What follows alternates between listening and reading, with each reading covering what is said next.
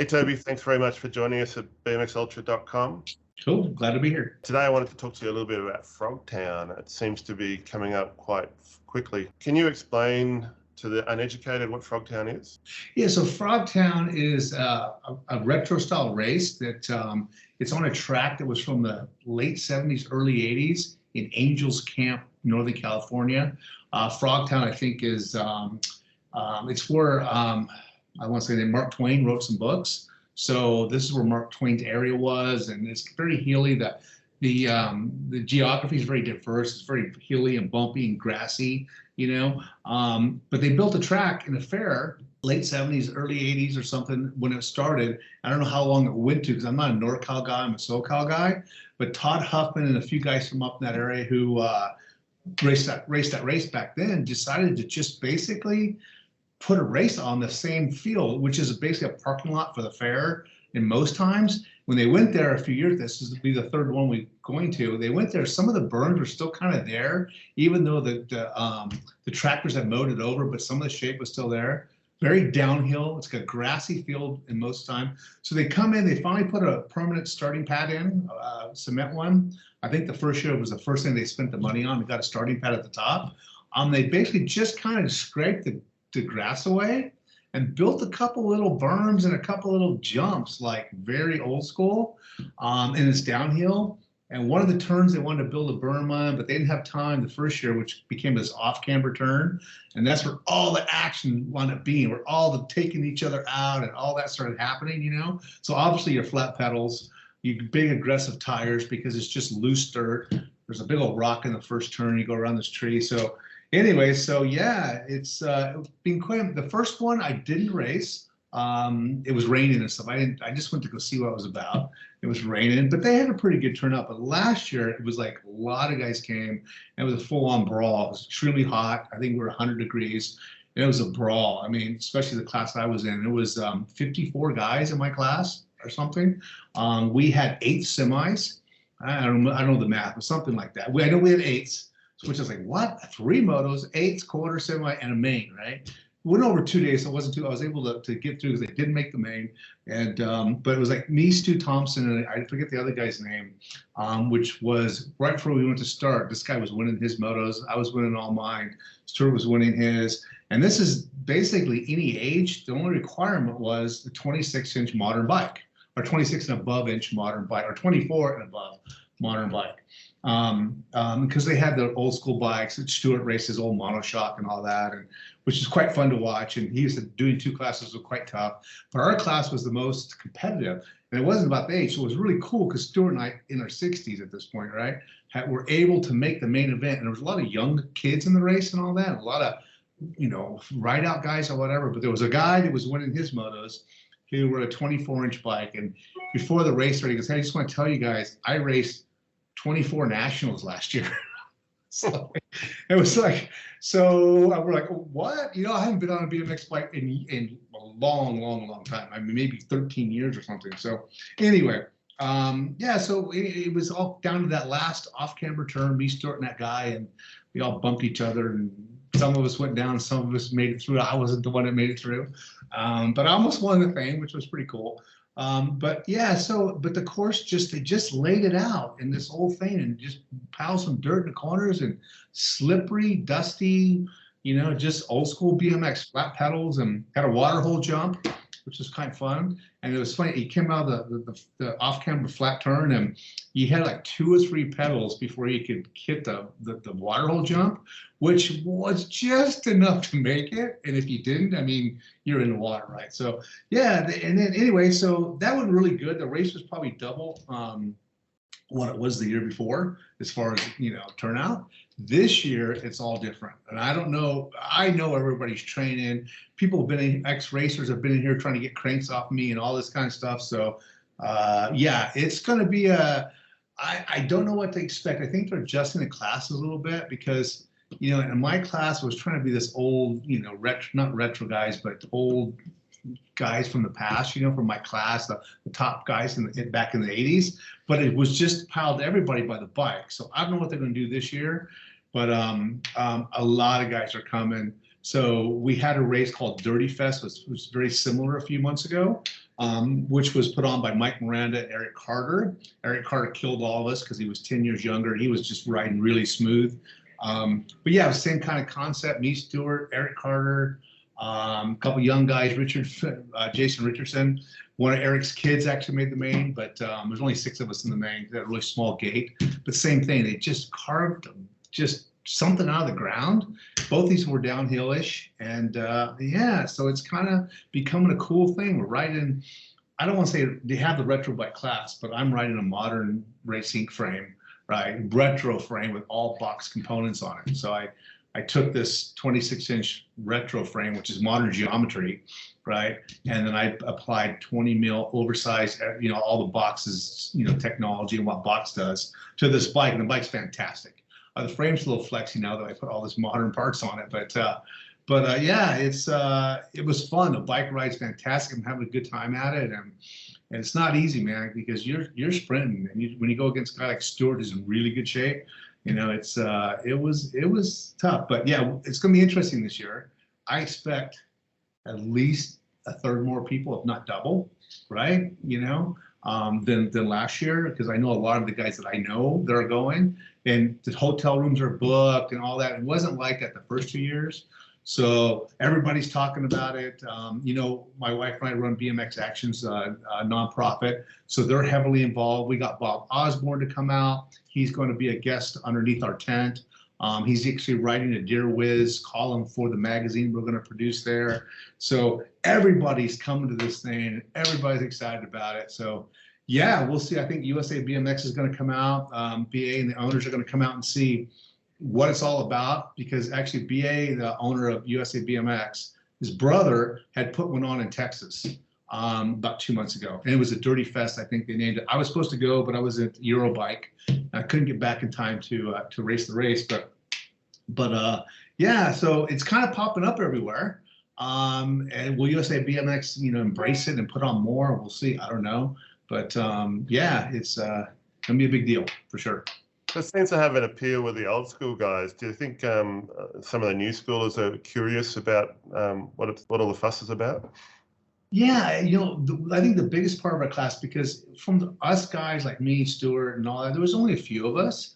There wasn't a lot of us there. I think a lot of the guys wanted to check it out. There was a lot of them there, but they weren't racing. Patterson brothers, whatever, didn't race. Well, this year, I don't know. But a lot of them were there, but I don't think they felt comfortable in the heat of the competition. We'll see about it this year. But the class was full of guys who are probably a little bit younger than me that were fans of the sport.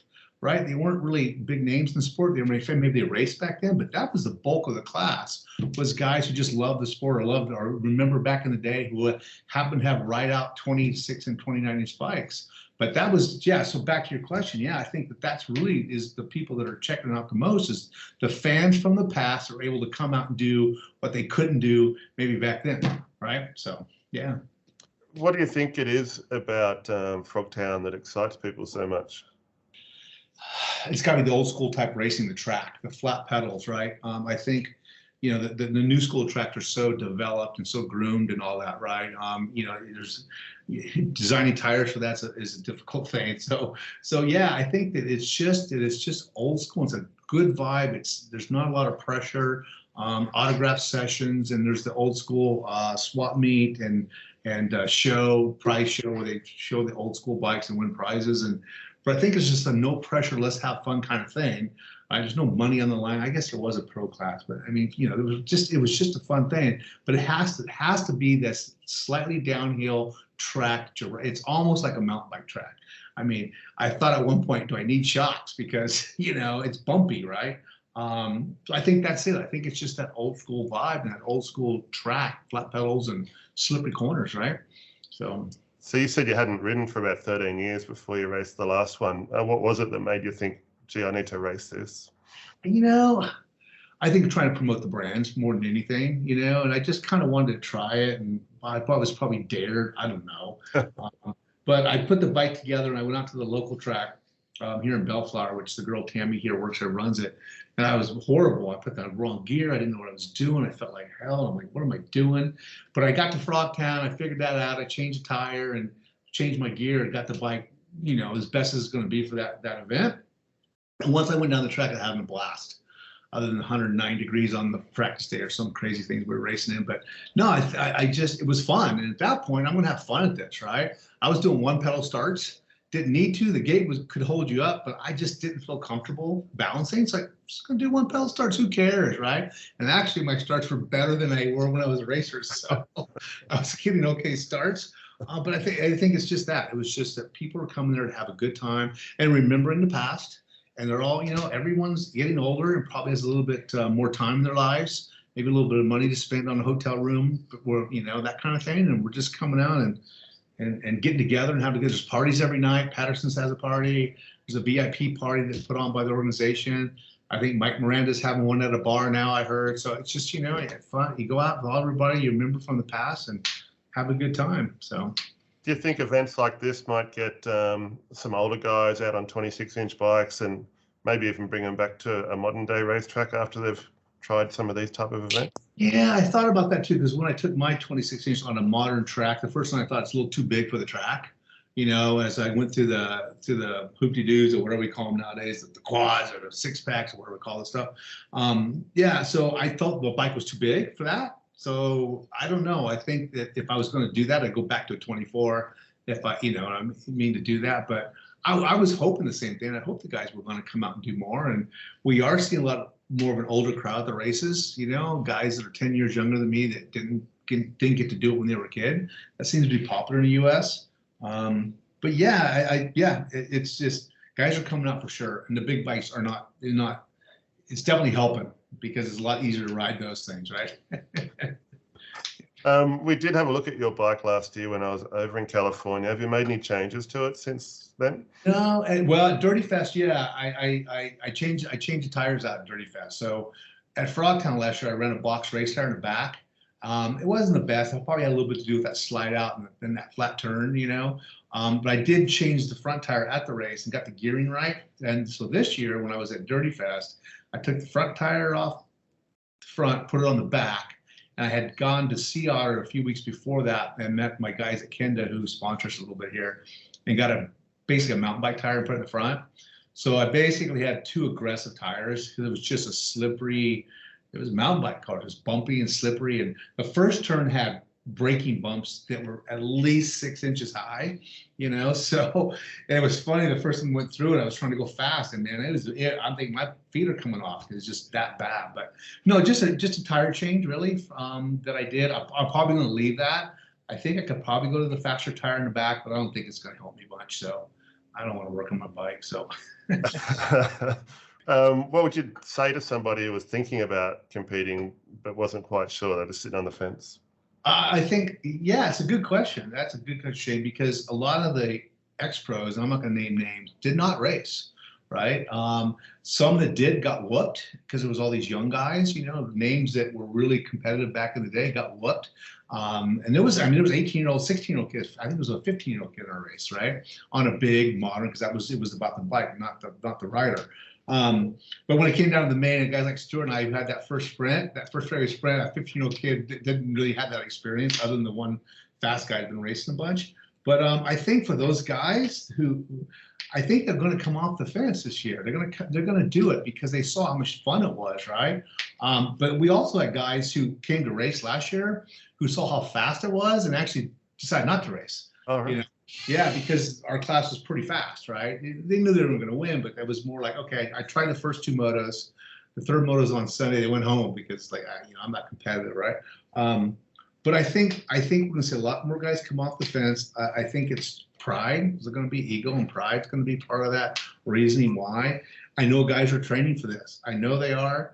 I know I am a little bit, So I put my race face on a little bit, and not that I'm preparing a bunch. My body, yes. My bike, whatever. There are going to be a lot more guys for sure. And I think anybody who loved the sport back in the day, this is the one to try versus a modern day track. Because if you haven't ridden like 13 years like me, modern tracks were tough for me. And it was tough for me to go around it. And but this track was easy. This was fun. And I think that's the biggest draw, right? Without giving all your trade secrets away, how would you prepare for this event? What kind of training do you do? Well, get rid of some weight, quit drinking. No, I've been just yoga, just everything, man. Just riding the exercise bike a lot. I don't know. We talked about it before, but my wrists are shot from my mountain bike days. My wrists do not work. They hurt when I ride. Anything with the handlebars low impacts my wrist, so it's kind of tough for me to ride long distances and stuff. So I've spent most time in the gym. I don't pull on anything. It's just pushing this way messes with my wrist. But yeah, I just losing weight, eating right and all that. And so we're just about a month out. So I think I decided to, go on a diet like my wife does and just eat really clean and healthy before this thing. I've lost some weight already because I was been thinking about this since April, March, basically when I was in Taipei show.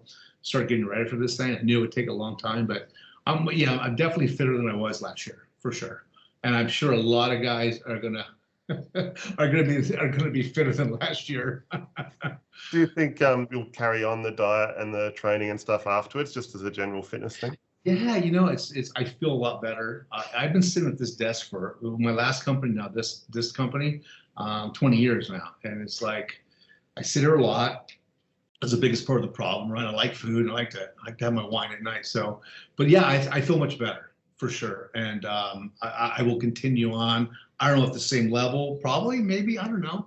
A lot of walk-ins, what we've been doing, because my wrists don't handle it, we've just been walking a lot, literally 7 miles a day on the weekends, 3 days, Friday, Saturday, and Sunday, we're walking 7 to 10 miles, my wife and I, which is, that's 2 to 3 hours of walking, which is, I think I can't stop that. I'm really liking that. Which I hated to walk when I was younger, rode my bike everywhere. But yeah, I think I'll stick with it. We'll see. So if someone decides, okay, I'm going to race this now, Toby's talked me into it, and they wanted to get a bike. I did notice that Racing are doing a good price on the 26s. Yeah, if you're not in the bike business, the bike business sucks right now. So they have a lot of inventory. Of course, they were late. Being a new company, they were late bringing bikes in. They had too many on order. They were late getting here. We missed Christmas and all that a couple of years ago. So there's a lot of bikes here. So they just need to move those bikes and get some cash in. So you're gonna get a $1,300 bike for $700. Now it's time to get one, right? So redline cranks and all that fun stuff. So yeah. I don't know about in Australia. There's no distributor over there, but yeah, here in America, yeah. So, and they're going out the door because that's the price point. You can't. I mean, it's literally a $1,300 bike. It's not a joke. It's a nice bike, right? So, but anyway, yeah, it's good. So at that price, you're gonna have to start buying the plain label wine. Yeah, exactly. Yes, that's me. No, and I think you got to spend a lot of money on the box component stuff. You really want to race for it, yeah, you got to go that because that bike was never, even though it was designed to handle all the box stuff, it doesn't come with it, right?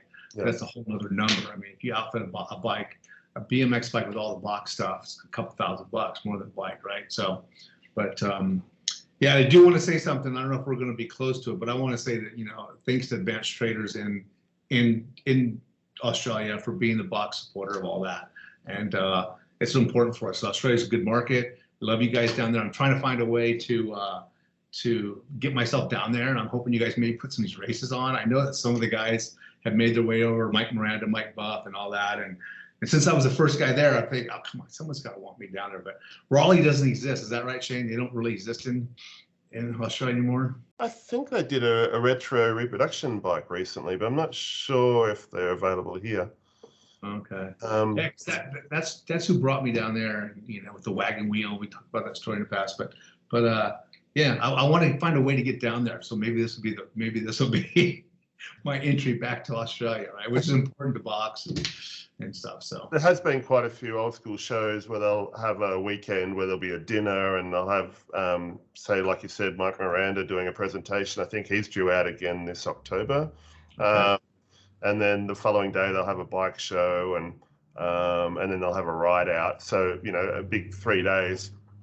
I'm sure you'll get more information out of him if you were to discuss it with him. But there's been quite a few people out. I mean, I've been able to interview a lot of them, Stu and Bob and Perry Kramer, and yeah, it'd be great to have you out. Who's bringing these guys over? I never really found. They probably don't want to tell me because they want me. I know they love coming over. So, Mark Tawaf at Old School BMX. So they specialise in the kind of products that would be perfect for Frogtown.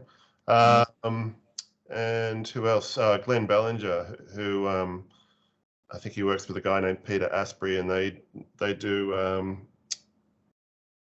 They haven't brought anybody out for a while, but there's another sort of bike festival, and there's some guys in South Australia that do Radelaide. I don't know if you've heard of that event. No. So there's quite a few guys. I'll have to point you in the right direction, and maybe we'll get you out here. I was thinking Raleigh or Wagon Wheel, but that's what I went for the first time, right? So I don't think those guys are going to send me over there. So I can't imagine we'll see you on the back of a chocolate confectionery packet or Yeah. We'll talk about. I think we're going to interview again later, and we'll talk about that whole fun adventure when I was there. But yeah, I think if anybody's coming over, at Frogtown's an event. I think you Australians, you guys should look at this type of event. Maybe find the old tracks that were from the past, and this literally was a track that just on the side of a field that just hadn't been populated. And they got the field, they got the fairgrounds to get the cars off of it, and said, "Let's go down this hill." It's a slight hill. It's a tiny little thing, but yeah, it's just people are having a blast, man. So I this year's gonna be big for sure. Oz coming out. I think the autograph session last year we had 50 people. They're looking at 100 people, like from Bob Hannah to Sherry Elliott to Tracer Finn, Eddie King. All these guys are out there, right? Tracer raced. Perry Kramer raced last year. Yeah, so there was a lot of like Sherry Elliott came out for the autograph, but she didn't race, but she probably would have whipped us all, but she looked pretty good. But yeah, anyway, yeah, I think if you guys are thinking about it, it's definitely one to come to and see. And Northern California, just you fly into Sacramento and like a 2-hour drive or something, a really cool area to go to where, like I said, Mark Twain wrote his books, right? So very famous. Yeah. Were there many second and third generation BMXs there? Yeah, so they do have a regular school class. They do that. USA BMX does do that. So it wasn't that big, but they had 30 motos of those kids. It wasn't like it was small. I think there was like 30 motos of us, 67 or something total. Yeah, so yeah, it's regular bikes too, but it's funny because you're not clipping in on this track. So it's all flat pedal. So a lot of the kids didn't have that experience, and some of them were taking their skinny tires off and putting big tires on, and that saw a little bit of that kind of going on because it's just not the same thing to ride through a bunch of sand. The first raid was kind of sandy, big bumps in it, so it's fast too. So yeah, there's plenty of kids out there doing it, loving it. Like kids in BMX, they all love it, right? So exactly. Do you think it would inspire more of these events to come up? I mean, obviously, I think Frogtown was the first of some of the others that you'd mentioned. Dirty Fest was only started this year, is that right? Yep. So Dirty Fest, the one they had in Temecula, which is at Vail Lake, which was where Eric Carter, who's an ex-BMX or ex-mountain bike guy, a little younger than me, but I raced mountain bikes against him in the downhill days. But he runs the Vail Lake place, which is like a campground place, but they have big hills and stuff. And he carves trails and works on trails all the time. So that was, I think, April-ish when we did that one. And then the one in June, which was in Texas, put on by USA BMX's one of the sons there, right? So and then he called that Dirty Fest. So Dirty Fest is trying to have a group together, even though they're all working together. I think Frogtown's going to stand on its own because it was kind of original. And Northern California is huge for BMX here. So I think that's part of it. It's a long drive for us. It's a 7-hour drive for us from down here. It's a ways up there. But there was always that Southern California, Northern California rival. So that's kind of somewhat stewing in the thing. But I think so. I think you're right. I think we're going to see a lot more of them for sure. Yeah. Do you think location helps a bit? Like if it was, I don't know, in Tulsa, for example, would you get as many people there? I don't think you would. I don't know where Tulsa doesn't have that heritage, I know they're doing a lot of stuff in Tulsa. It's expensive for us to fly to Tulsa from here, but yeah, that's a new school track. So I don't know if there's a field anywhere in Tulsa that they could go to and do this, but you need some field or something. There's a track here in La Mirada that I used to race at a long time ago, and it's near my home, but I can't get anybody to talk to me about trying this right there. And I don't have time to kind of put on a race. There's been talks about putting one in Fullerton near me, and there's been talks about that, finding some field to do it in, but it's a lot of work to get someone to say, okay, Would you say it was reminiscent of the tracks that you raced in back in the day? This Frogtown track? Yeah. Yeah, I just think that it reminded me of the fact it wasn't groomed. It was the elements, right? And I remember kind of towards the end of my career where guys were raking the sand off the first turn in Florida, but you still went in the first turn into a bunch of sand, right?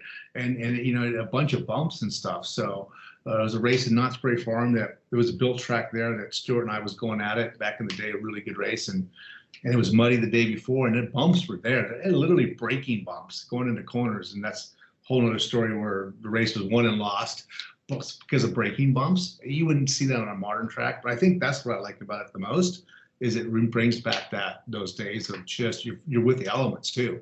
There's a root, you got to go around the tree. There's a root and a rock, you know, and it's still there, and they're not going to move it, right? So if this is a modern track, man, that stuff will be out of the way and be all smooth. And you know, this is it kind of suits me because of my mountain bike career. I was going to say it's almost an unfair advantage. Yeah, I know. So a lot of the guys couldn't believe how fast we're down the first straightaway. And I know it has a lot to do with it was really sandy, you know, and so a lot of guys who never really rode in that stuff had a hard time in those elements, right? Off camber turns. You know, that's not on a BMX track anymore, right? So it's probably a good 30 or 40 years since they've had off camber corners in BMX. and a slippery one at that too. So yeah. So it's good. All right, Toby. I think that's enough for the Frogtown discussion. Thank you very much for talking to us about it. And I'll try to get some more information and keep people posted and tell them to go visit you and say hi for us. Yeah, September 8th, 9th, and 10th in Angels Camp, California. Actually, do you have a booth set up for Box and Race Inc.? Yeah, I want to probably be in the BMX Action booth, but yeah, so which I'll have the box truck there and all that stuff. But yeah. Awesome. Thanks very much, Toby. Okay, Jane, thanks for having me.